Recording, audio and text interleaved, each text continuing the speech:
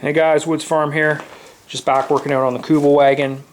I haven't had a lot of video updates. I've been working on other projects, cutting firewood, just getting ready for winter, building another shed to actually store the Kubelwagen. Anyways, last time I drove it, I came into the driveway, it was running rough. I pulled up to the shed and it actually stalled and wouldn't start. It was kind of acting like it was running out of gas. I didn't think much of it. I just pushed it in the garage, left it. Well, a couple days ago, I came back out to it, and I actually wanted to move it to the other shed, and it wouldn't start. And I monkeyed around with it for a couple hours, and I couldn't get it to start. It would just sputter. Most of the time, it would just crank over. It wouldn't even sputter or try to start, which kind of was a head scratcher. So just grab a light here. I noticed there was a bit of fuel leaking from the joint there, the rubber boot between the intake manifold. There's a little drip of fuel. I thought, well, maybe it's getting too much fuel, maybe it's flooded.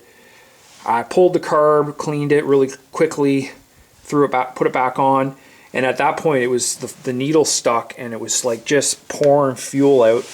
I think the fuel was somehow, I don't know, it was getting into the muffler area and it was just coming out of here.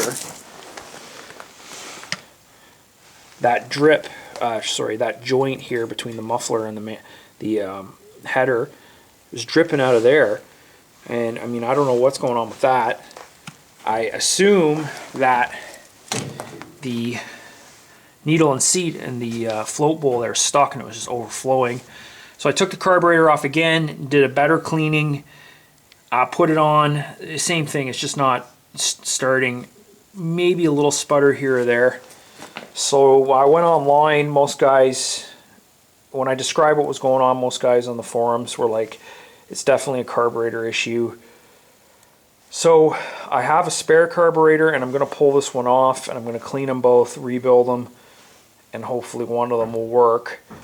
My only other real worry is that it's a compression issue, and a little bit of driving I have done, maybe it overheated, and something happened.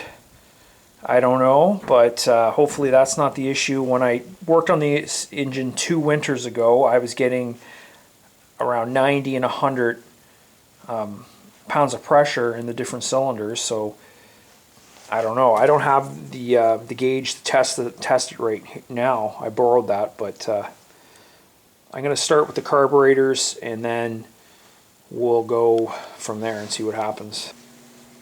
Okay, I'm going to start with the original carb that was on the car, and then the other one is aftermarket MP.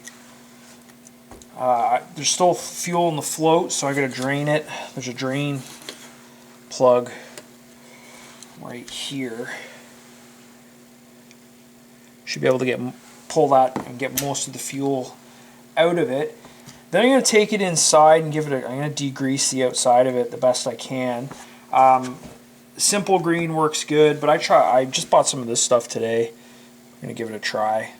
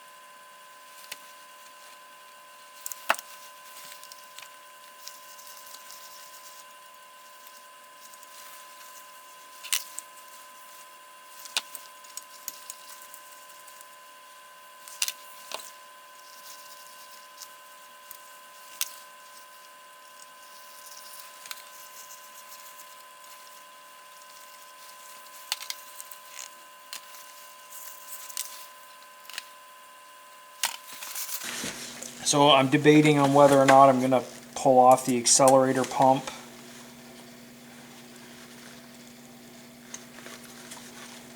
And the fuel shutoff. That's the fuel shutoff. Nice little collection of parts. Pretty sure none of this stuff will go in the wrong spot, so that's good. Makes it easy to put it back together. Okay, so I'm just putting it back together.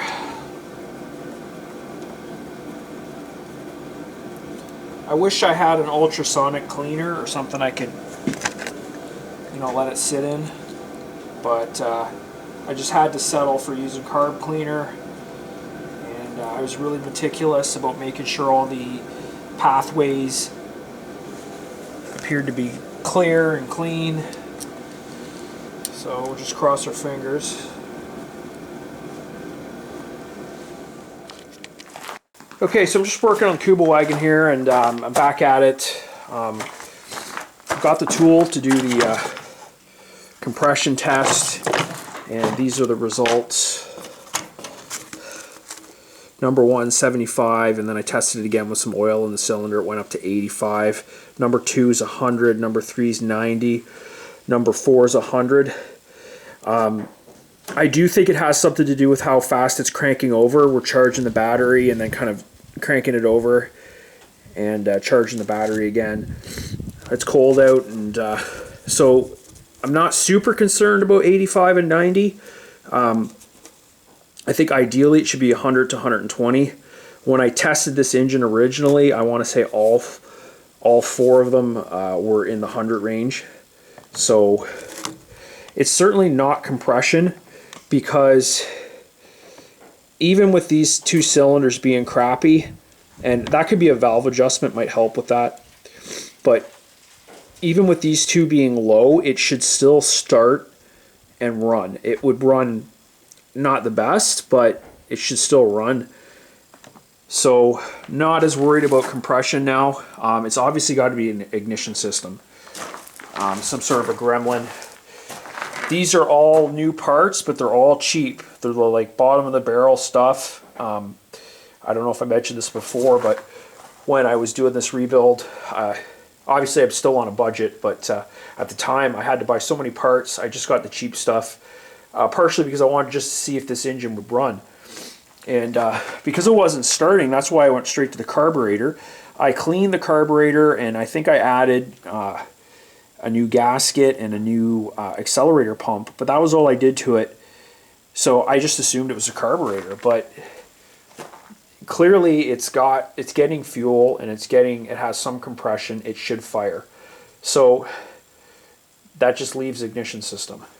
So I cleaned the spark plugs previous and tried that, didn't help. So I have some new spark plugs. And actually, in the process of pulling off the spark plug wires, this cheap ass thing, it just ripped right off.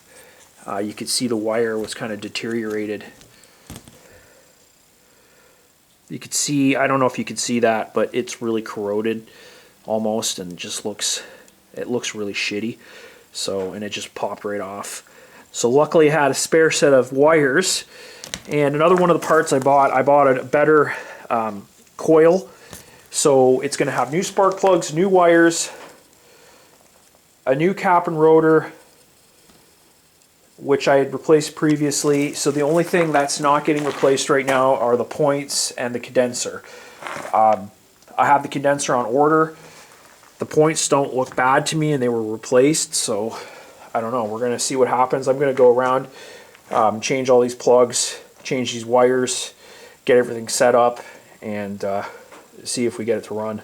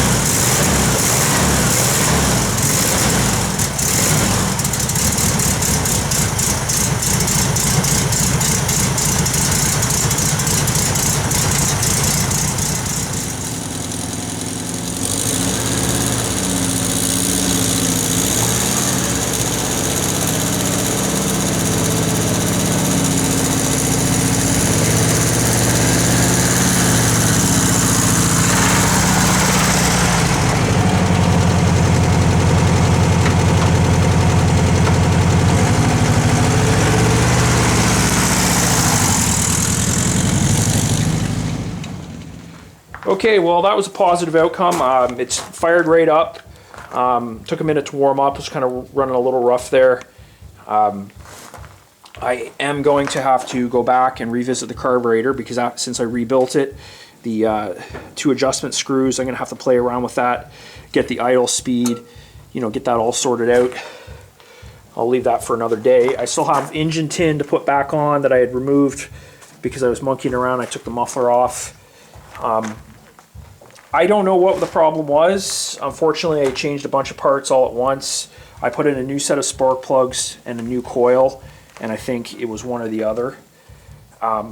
Also, a new set of wires, because I did rip one of them off and damage it when I was doing the work. So I suspect it was the coil, but who knows? The spark plugs could have been real fouled up. I don't know. They were new, and it, you know, it only has, you know, 5 or 6 hours of runtime on the engine. So maybe I need to look at the valves. I did not adjust them when I got this engine running. It was on my to-do list. So I'm wondering if maybe the valves are just out of spec and maybe it's fouling up and oiling up the plugs. Or the coil just crapped out. The one I had on it was a cheap aftermarket coil, so who knows. At this point, I am going to order a high quality set of spark plugs and a better condenser, and replace everything with like good parts, good ignition parts, and hopefully that helps with the reliability. Anyways, keep watching. I'm going to be posting more videos on the Kubelwagen. I know I've kind of been not putting videos up for a while. I know a lot of you guys out there are watching the channel because of the Kubelwagen. So this winter, I have a bunch of little projects I'm going to make videos. The windshield wiper system, wiring for tail lights, headlights, all the electrical system, maybe the canopy, and work on that. And there's a few other like door handles, the front and rear skid plates. So there's still a lot of work to do, and I'm going to make videos on these very smaller projects as I go. So keep checking back for those. And as always, thanks for watching.